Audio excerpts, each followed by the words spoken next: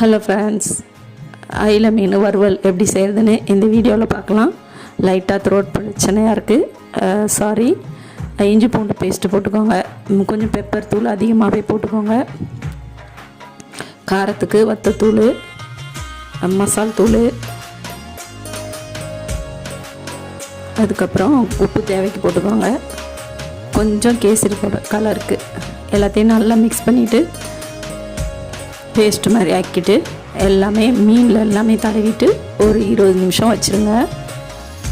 அதுக்கப்புறம் நல்லா பேனில் பொரிச்சு எடுத்துட்டிங்கன்னா சூப்பரான அயில மீன் வறுவல் ரெடி ஆயிரும். தேவைன்னா லெமன் கூட புளிஞ்சிட்டுக்கலாம். நான் லெமன் புளியலை. இது மாதிரி லைட்டாக கீறி விட்றப்போ இந்த மசாலா வந்து உள்ளே நல்லா இறங்கிக்கிறோம்.